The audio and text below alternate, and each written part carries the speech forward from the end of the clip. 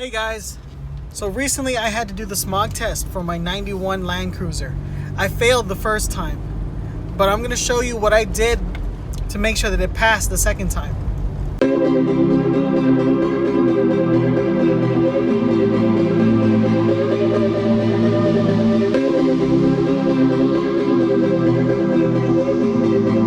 First of all, here are all the results, the visual and the functional results.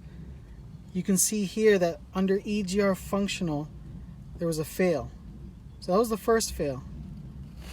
Second fail was the measured hydrocarbons, the HCs. You can see there that at idle, I measured 166. The maximum is 120. So that tells you that there's definitely an issue with the hydrocarbons burning up. Not too long ago, I had a code 71 check engine light. For pre-OBD2, meaning OBD1 Toyotas, a code 71 meant EGR, insufficient flow. So I started here. So I started by unbolting the EGR, which is these three bolts right here, and cleaning up the EGR, making sure that the pintle inside wasn't sticking. Luckily mine wasn't, but that didn't resolve my code 71. From there, I started with the vacuum modulator. Now the vacuum modulator is controlled by back pressure coming from the EGR and vacuum coming from the intake. Now these vacuum lines cycle through from the intake side all the way down through some hard lines, if you can see them right there, down there. Some hard lines, and they come out right through there, and they come up to here. So if you have insufficient flow, you might also want to check this. This also has a removable top where you can check the filter and see if it's all crudded up.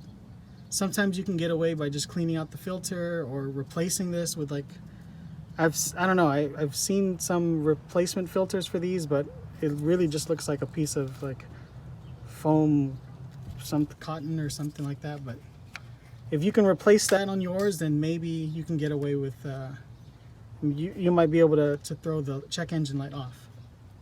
A quick way you can tell if your EGR is working or not, you can remove the vacuum hose that's supposed to connect to the vacuum modulator like this. You can remove that, plug it up on this side, and then connect it to your vacuum pump. And now while the car is idling, plug this port and apply vacuum, and the car should shutter or even completely stall. The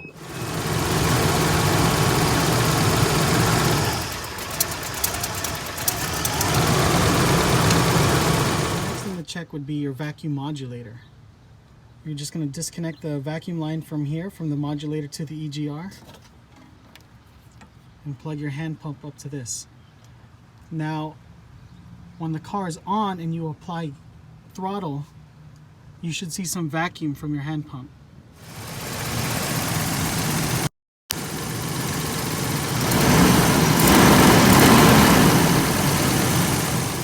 Do the same thing for the two vacuum lines that are coming off of the modulator, the R and P lines. These go to the corresponding ports on the throttle body. So all you have to do is check to check the flow from there. You can just unplug one here, connect it to your hand pump, and check for vacuum the same way we just did the Q line. Quick way to check why you're not getting vacuum to one of these vacuum lines is to actually apply vacuum to this vacuum line using your pump. So I wasn't getting vacuum under throttle for the P line.